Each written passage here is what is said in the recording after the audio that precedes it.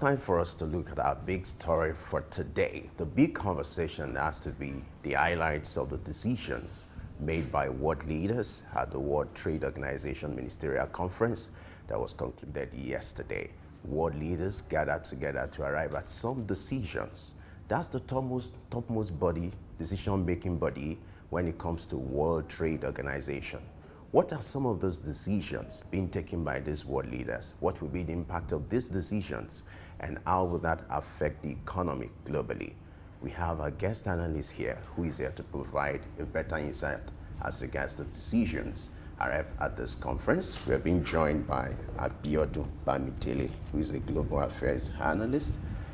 Abiodun, glad you have joined us this morning. I want to say good morning, and it's a pleasure being here with you today again. It's nice having you and set with us this morning. Thank you. Thank you. Great.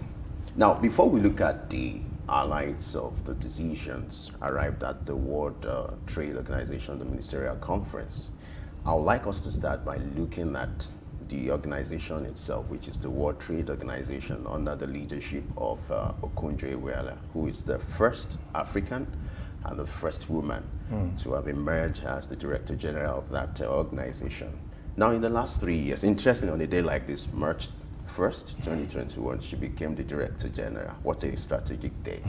So how will you assess the leadership and the activities of the organization so far before we go to the highlights of the conference? All right. One more time, let me say good morning to all our viewers out there. You know, it's just so exciting to note that our own Okonjo-Iweala, you know, is a trailblazer. Being the first woman and also being the first African to be on that seat. You know, without any sense of sentiment, I want to say that while we might not say it has been all rosy and well with WTO since she took over leadership, we can also not take away the fact that she had demonstrated leadership. You will discover that the time that we are in all over the globe is a very, very, very difficult time. Maybe as we get into the discussion, maybe we might need to mention a few of that. But you will discover that, but for the leadership that she has provided, maybe together with her team, to be fair to them, the WTO will have disintegrated further. Even though there are still a few cracks here and there, but it will have disintegrated further. So the capacity to still hold the organization together is something that nobody can take away from her. Number two is the fact that you would discover that since she took over leadership, the drive to ensure that the different blocks of the world are enhancing their game as far as commercial activities is concerned can also not be taken away. And then maybe thirdly, you discover that one of the key roles of WTO is to ensure that the member nations, because everywhere 2 or 3 people are interacting together, there will always be conflict, there will be misunderstanding and all of that. To the extent that she has been able to ensure that those things do not go out of hand. So I also want to give that to her. So we can go on and on. On a modest level, I will say she has not done too badly, even though there is always room for improvement. All right. Against that line of the DG of the World Trade Organization, Dr. Ngozi Okonjo-Iweala, having done so well. Now, at the ministerial meeting in Abu Dhabi, she did admit that things are tough at this time, being that multilateral trade is kind of like under threat because of the tensions around the globe. Now, before we get into some of the decisions, now what do you think is the situation currently, and what kind of threat does it pose to global trade? Now, those threats are multi-level. Climate change, somebody might say, what has that got to do with, with business activities? Don't forget that whatever happens in the environment affects those who dwell there and who do transaction there. That's one. You will look at the matter of war going on. The Russian-Ukraine war started as though it's going to be something that will be within a short period and then will be over. We are already more than 2 years on that matter. We are still battling with it. And you will agree with me that there's nothing so productive and so, enhancing that happens in an environment where there's no peace. Then the further aftermath of that Ukraine-Russian war is that some nations are saying we are on the side of Russia. Some are on the side of Ukraine. You know what I'm talking about. That, if not well managed, will further polarize the global economy. And you will discover that all the unnecessary bottlenecks that shouldn't be there will begin to find their way in, because I want to ensure that I defend myself against you, and ensure my leadership and all of that. So altogether, you discover that, the war going on, the climate change, also the matter of election management in some parts of the world, all of these put together are threats of their kind. And then also don't forget that as we speak, if you want to take the two major players, I'm talking about China now and the United States of America, it is becoming more visible that most of their, do I use the word most? Maybe a couple of their policy direction is not just in the matter of let's maximize or optimize our position. It is more of, I don't want this other person to either be at my level or bypass me. So when all of those issues become what is influencing policy decisions and all of that, it is not going to be, a bed of roses for the entire global economy. So it's a challenging time, really. And, you also, okay, maybe when we get into the aftermath, you will come to that. Some decisions that were reached, you will see a nation like South Africa and India, for instance, saying, we are not part of that. And you will remember that there is provision in the WTO framework that even if one nation out of the member nation says, what you are about to agree on, we are not part of that, that is enough to put that policy direction on a hold until they bring everybody onto. So an atmosphere of peace, an atmosphere of harmony and unity is actually always a necessary condition, for business transaction, business operations to thrive. Those are part of the, current challenges, and I think, facing them headlong will be maybe the way forward. All right, let's look at the ministerial conference itself, which is the highest decision-making body when it comes to WTO. The conference is usually once in 2 years. Yeah. But if you look at, how this conference has gone so far, will you say it has justified the purpose for creating a platform like this? There are those who say it's all about conversation. The actions are also very important. How significant could it be, the decisions arrived at these conferences and then the actions that ought to be followed with it? Chooks, this will be my position. Before there will be action, there must be understanding. An organization that has 164 members, before we can say this is where all of us want to go, there must be a platform where everything is put on the table. All right? To that extent, I will say that till eternity, WTO will be a needed and a useful platform. Don't forget that it is on that platform trade negotiations take place among nations. It is on that platform trade agreements significantly take place among nations. It is on that platform conflicts and misunderstandings are resolved. So how does someone now want to say such a platform will not be a needed and maybe a necessary platform that can actually drive operation? Yes, agree that talk is cheap. But my position is we must first talk. We must all be on the same page before we can now agree on this is what we want to do, this is what we want to do. So to that effect, I want to say that that platform is still needful, is still necessary, And you cannot take away the platform that is coordinating more than 90% of the global, activities when it comes to commerce and trade. Now, you mentioned earlier that there are different blocks, and the World Trade Organization has been the organization dealing with trade rules for a lot of percentage of global trade. Now, if the push for the different blocks continues, do you see a situation where the power or the ability of the WTO to coordinate global trade becomes weakened? Maybe I should first say that one of the major drive, of WTO currently is to ensure that those blocks are weakened. I don't want to use the word discouraged, but that is actually what it is. Because, permit me to make a statement from, the Holy Book. It says, when a house is divided against itself, it shall not stand. Look at WTO as a family. Now, father, mother, children. Who is that responsible father that will want to watch son A, daughter B, son C, and daughter E, saying we want to go our different way?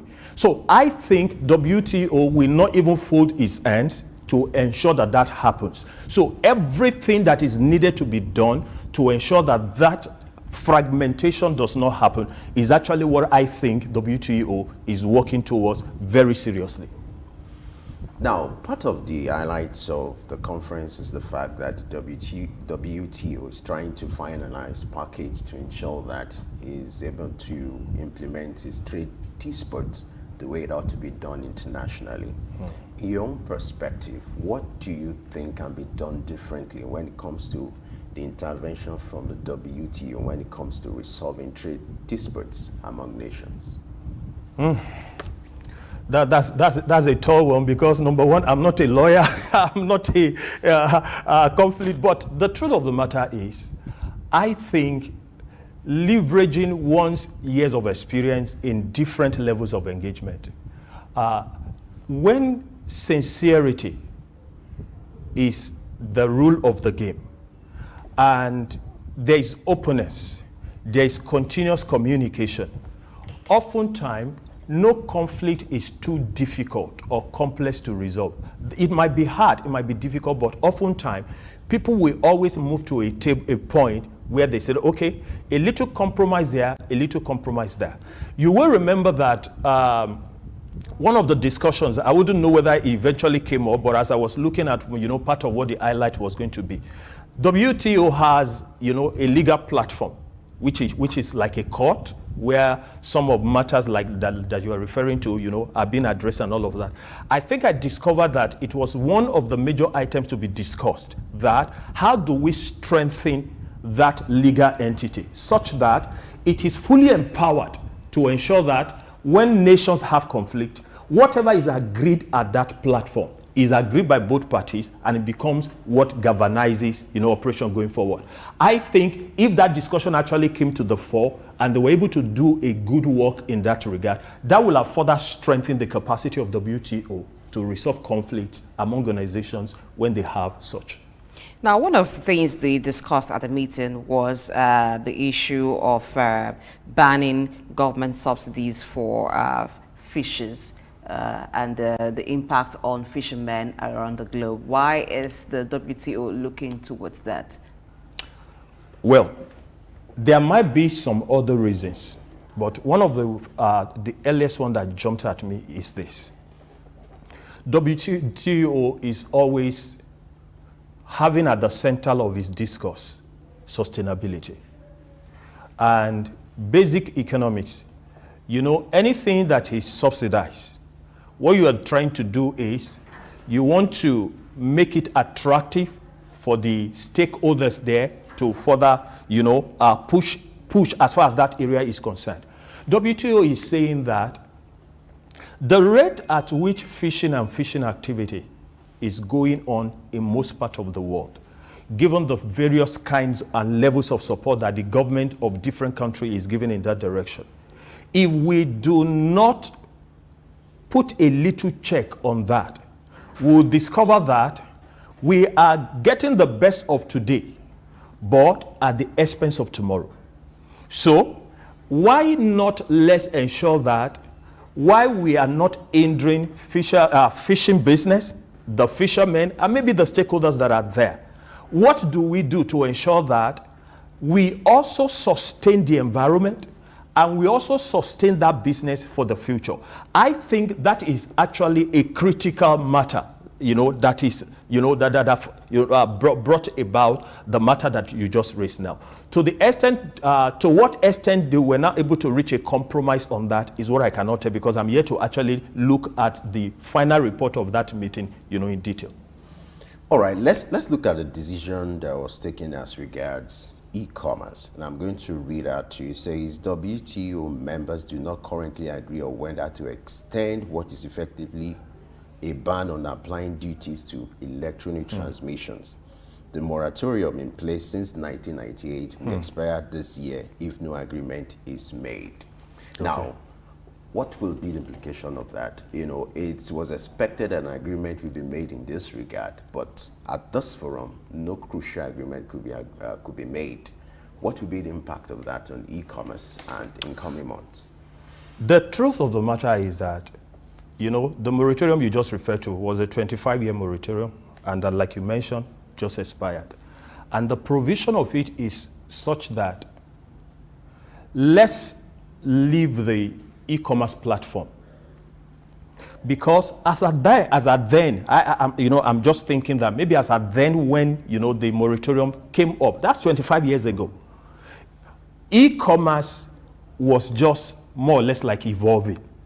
Now let's give it a breathing space, let it have opportunity to grow, let's see how everything evolves.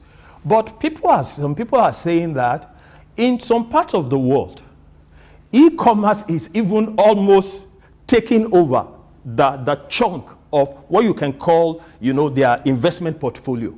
Now, if that is the area that is not subject to any kind of tariff, some nations are losing a lot of money. And I'm talking about nations that are actually highly technological endowed. So the question now is, if this is my area of comparative advantage, and that is the area where WTO has excluded me from having to earn, I think there is a need now to sit down and look at that again.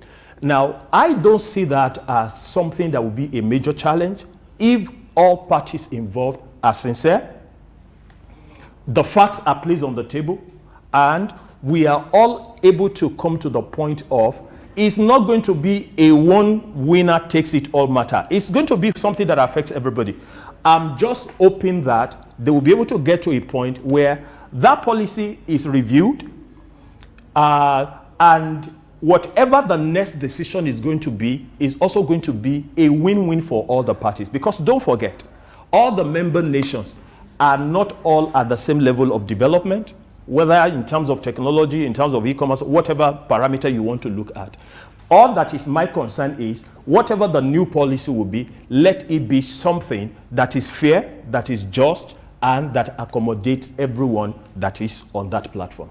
Talking about accommodating everyone on the platform, recall when we talked about the move to ban subsidies for fish by the WTO. Now, India Commerce Minister Piyush Goyal, who was in New Delhi at a textiles event, repeated in a statement that was posted to the WTO website, India's insistence on a controversial standalone permanent waiver to WTO rules that currently restrict domestic agriculture subsidies on food items like rice. So India is holding out on agreement regarding subsidies on food subsidies. What's your take on it? India pushing for a permanent standalone waiver on that. One needs to really understand the full context of what you just read. But very sincerely, maybe this one now has nothing to do with what's my professional word, as an individual, I will not entirely, oppose the position of this person. Because listen, my house has to first be in order before you can be talking about what I am contributing to the center. Why did India take that position? They just discover we are taking care of others, but our local industries and our people, so to speak, are suffering. Suffering now in quote, because suffering is a very relative word. But the point is, whatever policy that you are bringing to fore, I will be at peace with it for as long as it's not making me being wicked first and foremost to my people. So I think at the end of the day, what will be most important is how do we find a midpoint? So India cannot stand alone forever because the world has become a small village where I need you, you need me. But in the bid of making us work together, I must first take care of my home because it is said that charity begins at home. So from that viewpoint, I will not entirely say that position is a position that should not be considered. But how do we have a compromise so that a little move here, such that it becomes a win-win matter? I think that is what WTO and its leadership should actually be looking at. Don't forget that South Africa also said no to another policy that 125 members agreed to. But South Africa says, I have looked at this. I don't think I'm going to be part of that. And because of that, we said, okay, let's put it on hold. Maybe when we get to the General Council of WTO, the discussion can go there further. So it's neither here nor there. It depends on what is driving, that decision in the first place. So let's make the conversation get bigger now. Okay. By looking at what is a need for Nigeria, because someone is looking at, okay, what's the connection between what is happening at the World Trade Organization with what is happening in Nigeria? Set the ball rolling. Well, firstly, know that while we still say we have local market, we have international market, that, what do we call it now? That distinction is getting thinner by the day because the world has become a global village. So to the extent that Nigeria is part of WTO, first and foremost, I want to say that that creates a larger platform for Nigeria to be first-hand informed as to what are the opportunities around in other parts of the world. It's also another opportunity for Nigeria to say, this is what I have got to offer the world. Then you will move from there to say, how do we get to a point where what I have to offer, what you have to offer, has a place where they can shake hands? So in a way, I would therefore say that it's actually a platform to showcase who you are, showcase what you have got, and no doubt about that, we have a few things to show the world, that this is who we are, this is what we are.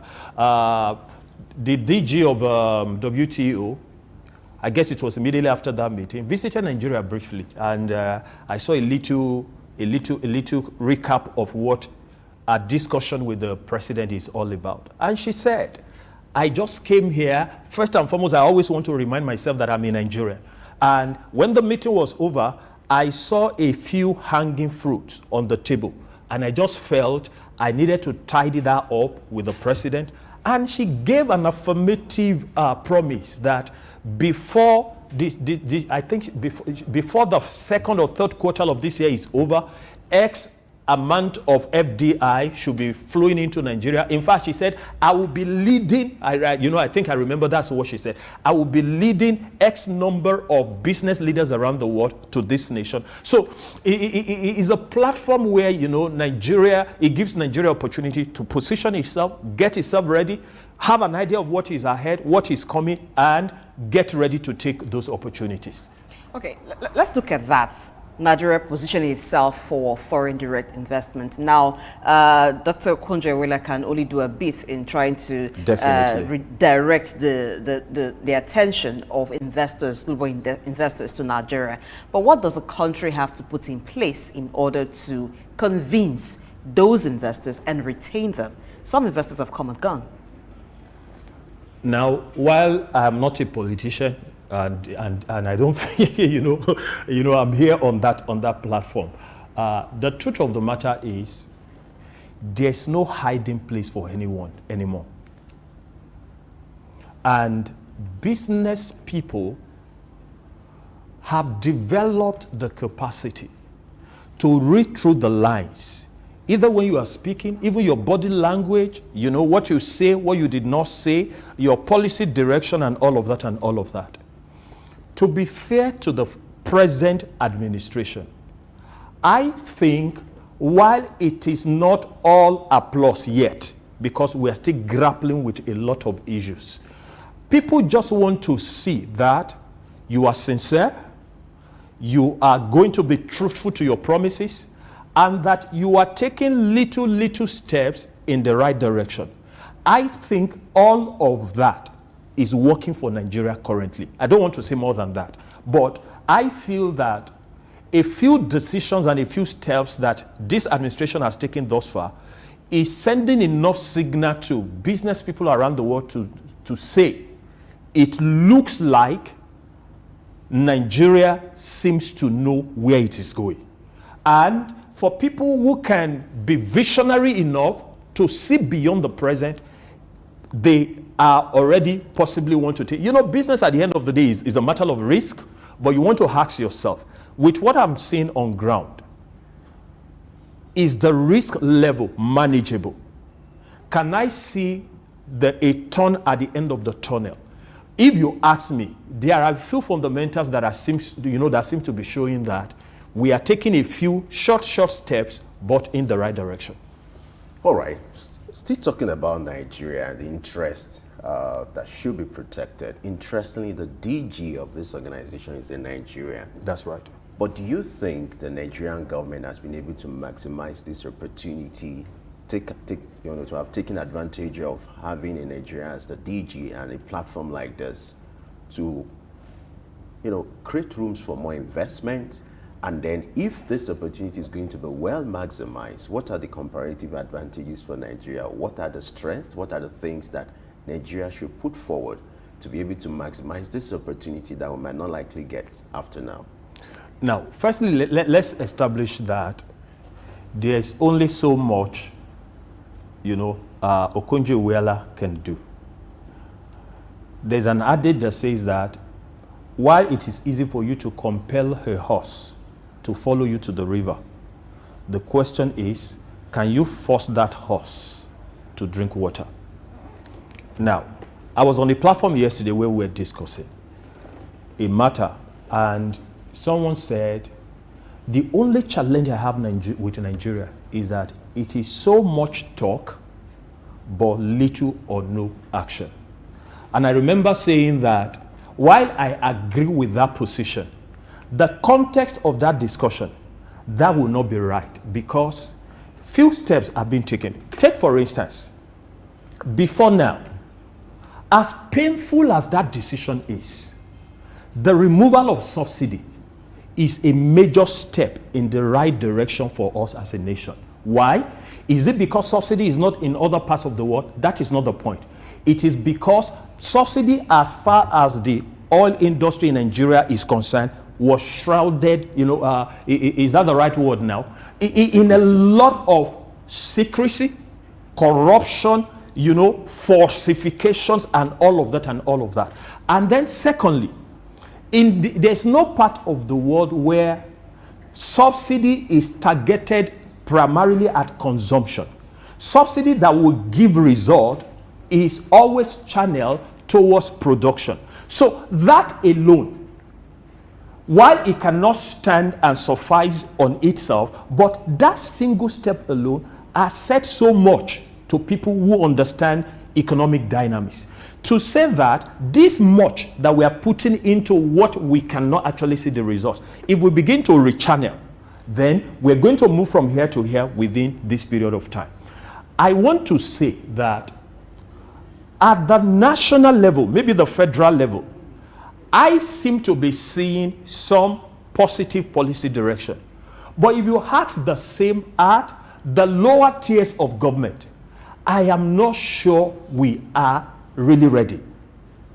Look at what happened the last couple of days.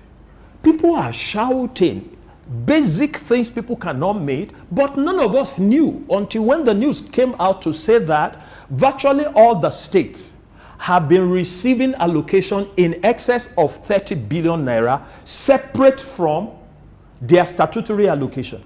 The question is, tell me how many states in Nigeria that you can really say that that additional fund that is being received is channeled towards infrastructural development, human capital development, and all of those other things that actually drive, economic enhancement. So I want to say that we might not blame the DG of WTO for our predicament. She is there, is an opportunity for us, but people no longer do things on the platform of sentiment. If you are not ready, you are not ready. But I want to believe and hope that as we speak, governors, local government chairmen, even councillors at their lower level will begin to see where the entire world is going and begin to see what they need to do to ensure that Nigeria is fully ready to take advantage. That woman is not going to be there forever. So the earlier we get ourselves ready and take advantage of that time, this time that she is there,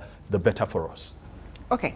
Now, looking into the future, good enough, this is your field, human capital development. So, there are indications that Nigeria may obtain fresh $500 million loan from the World Bank come May 2024. Now, this is to bolster the country's human capacity development. Do you see this as what doing? When we say human capacity development in Nigeria, what exactly should be the interpretation of that?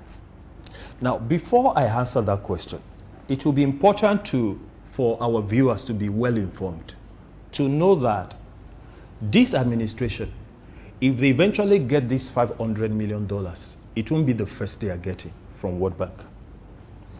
In June 2023, this administration got $750 million. I'm talking about everything I will be saying now will be only World Bank. I'm not talking about other agencies. Now, $750 million, that was meant to boost the power sector. Later in June of that same year, another $500 million was gotten from World Bank. That was meant for women empowerment. In September of that same year, there was another $700 million, which was said to be channeled towards girls' education. And then in December of that same 2023, there was another $750 million, which was meant to be channeled towards renewable energy. Put together in 2023, $2.7 billion. Now, should that be a concern? Yes and no. Yes, if when you look at the debt to GDP ratio of most African nations, in fairness, Nigerians is still possibly one of the lowest. All right? Which means that borrowing is not actually the issue. The issue now for me is, let's look at those 4 areas that I mentioned earlier. They are not areas of my primary expertise. I will not be able to very sincerely say how those funds were judiciously used or not. If they were, then kudos to the government, because that is step in the right direction. But the question is, what if it is not? Because I was in a forum not too long ago, and I pray that what that individual said is not true. He said most of the government projects that they have evaluated on their side, they discover that the value for money at the end of the day is just about 40%. What does that mean? If 100,000 is spent on a project, by the time you evaluate the end value chain, at the end of the value chain, you estimate the value of that product project. What you will discover is that, what amount did I mention earlier? Did I say 100,000? Yes, 100,000. Now, what you will see here will just be 40% of that. Which is like 40,000. Which is like 40,000 naira. 60,000 naira has grown wings along the line. Therefore, my concern is not the $500 million. Those were meant to be used for 2 things. They said, number 1, to support basic education, and then number 2, to facilitate primary health. Okay. If we can beat our chest to say, this is what we got, and this is what we have used for this project, I will say it is a right step in the right direction. But if not, it might just be another food for the boys. Interesting. And now you've raised something crucial now, which has to be the fears of many Nigerians. You can't just wish away that. Now, this is the reality to deal with. Now, going by this reality, what do you think the federal government can do to address this distrust or fear? Because if these exist, this loan is just going to look like the other ones where you don't see the justification for it. These loans are obtained at a crucial time like this that Nigeria is dealing with its serious economic issues. What step do you think the federal government should do to convince its citizens that this time around, if this loan is being approved, we're going to do it rightly, and then to also ensure that, the right mechanisms are put in place to ensure that this loan is just like you said, money for the boys. It won't be like that. Now, you know, one of the very comforting things for me when I was looking at this entire loan proposal, I saw the executing agencies clearly spelled out. That will include the Federal Ministry of Education, the Universal Basic Education Commission, then the Federal Ministry of Health, and there's one other one like that, that I can't readily remember now. For me, it looks to me that it therefore becomes easy to really establish who do we hold accountable. But then, who do we hold accountable is still a matter of trust and confidence. I just want to hope, all right? And that we will hold each of these executing agencies accountable.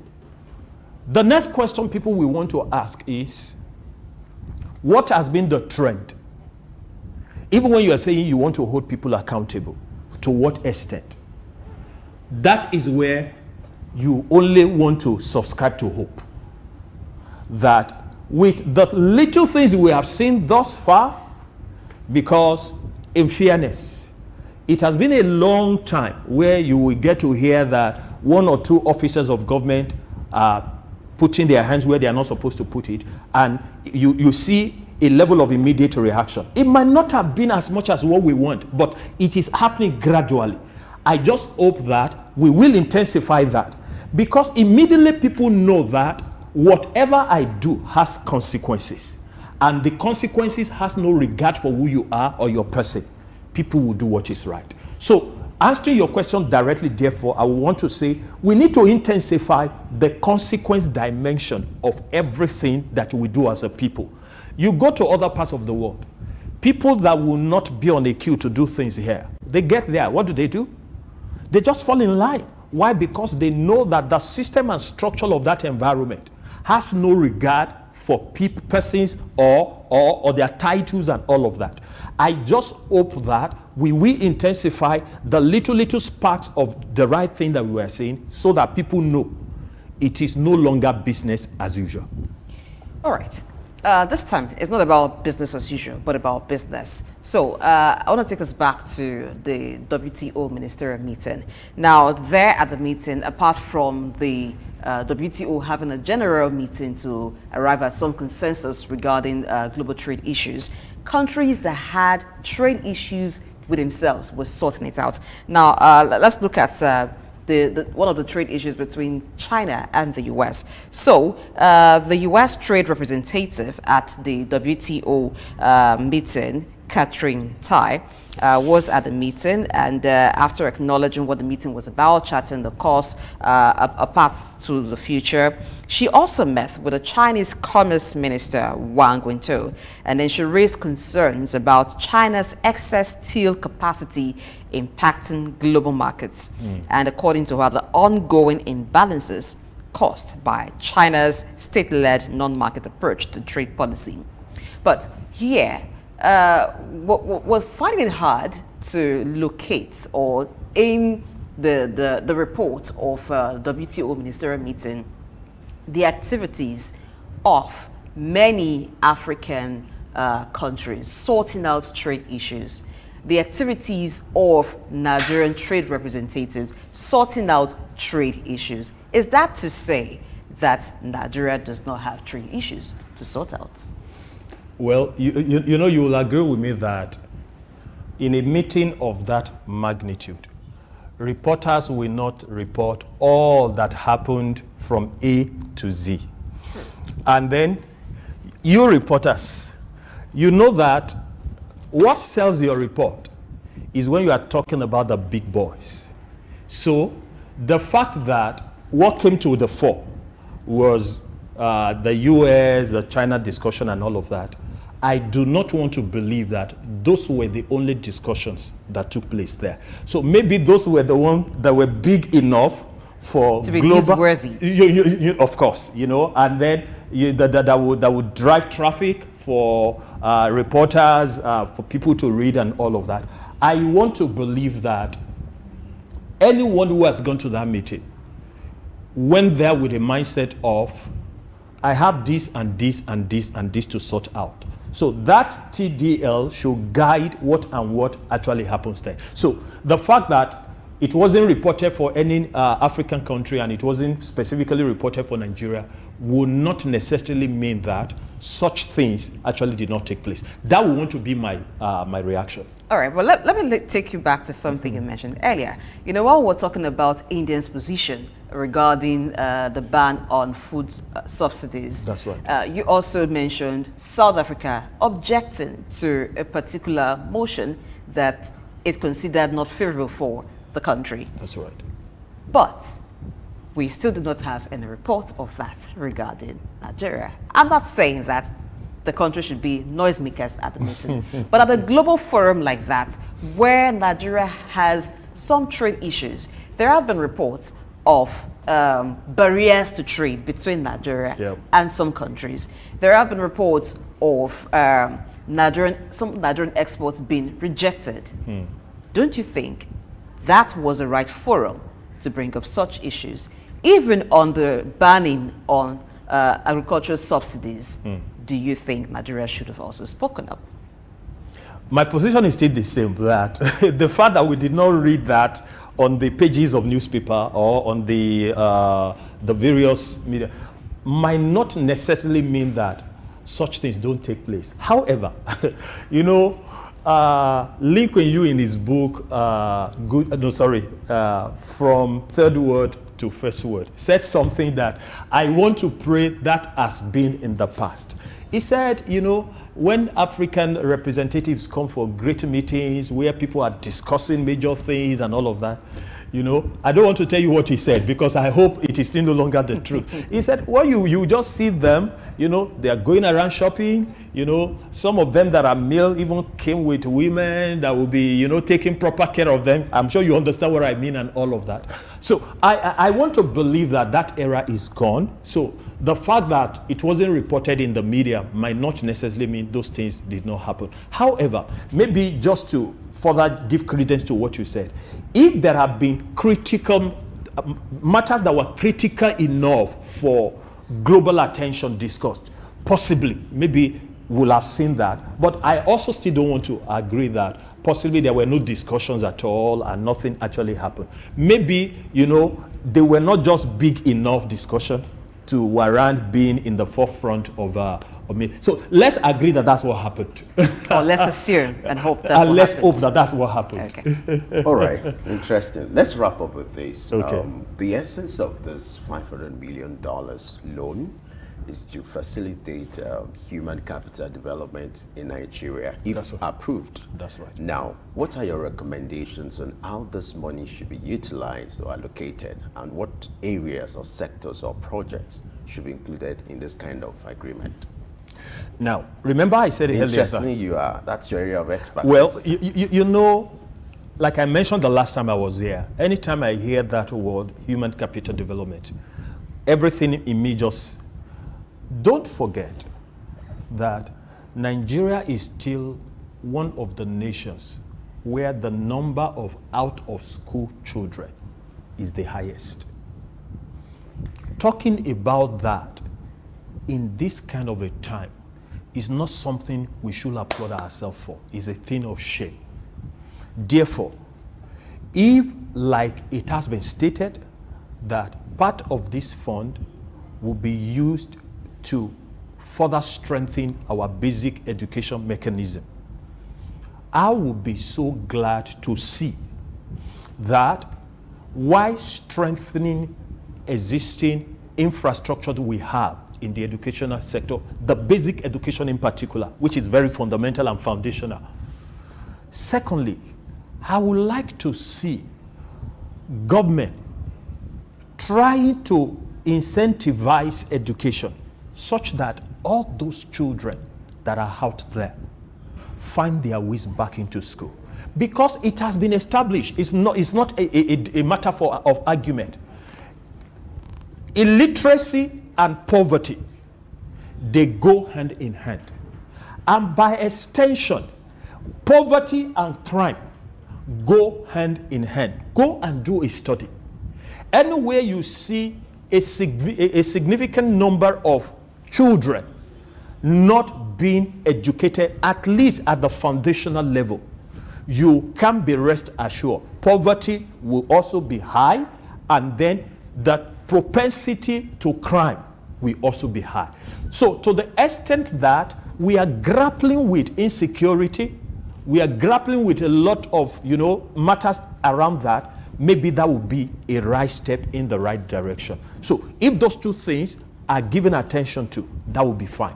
Now, coming to the area of primary education, I have not checked that statistics in the recent time, but as at the last time, mortality rate in this part of the world is also still one of the highest in the world. Therefore, ensuring that basic health facilities are made to be very close to people. There are things you will hear, you feel like weeping. Someone will need to travel several kilometers just to have access to the minimum and the lowest level of medical service. I think these are things that we should be thinking of. How do we take that out of our narrative? Those will be my area of recommendation. If the fund, because the fund I don't think will be able to answer all of the questions, meet all of the problems, but if we give priority to those areas that I've just mentioned, I think to an extent I will be fulfilled. However, I have just said what I have said. I want to believe that before the loan was even requested for, they will have articulated areas of need. I just hope that there were areas of priority that will get immediate benefit to the people. Now, addressing out-of-school children without addressing insecurity, would that lead to any success in that? See, like if you look at the scenario I painted, the question would be, now come to the matter of egg and chicken. Which one comes came first? Because we cannot, you can't separate the two. Someone says one of the reasons why in this part of the nation there are things you won't see is because people are relatively informed. There are things I will ask you to go and do now. Before you carry that action, because you are schooled, you are intelligent, you can evaluate and analyze things, you want to ask what this person is asking me to do. Why should I do that? If I do that, what happens to me? What is the impact? But the less people are informed, the less they can take intelligent decisions. And then the more they are available to be used as tools for what we are just talking about. Insecurity, do you think somebody who has a good job in his hand who had built up asset and all of that. Then someone says to you, we want you to go and be someone that will, go and be a suicide bomber and all of that. You want to say to yourself, no, I'm not available for that. I have something to live for. So we can't totally separate them. I think they go hand in hand. Why government is seeing the best they can do to ensure that security is ensured, it has to be going, because it is those children that don't go to school that are used to feed this other side. I think that would be my thought.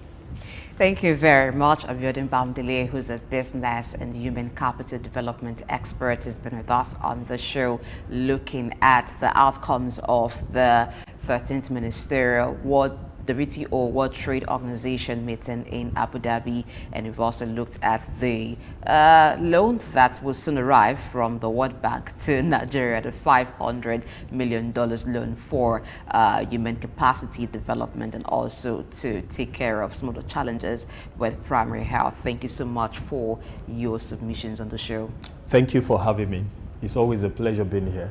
And we've enjoyed having you here as well.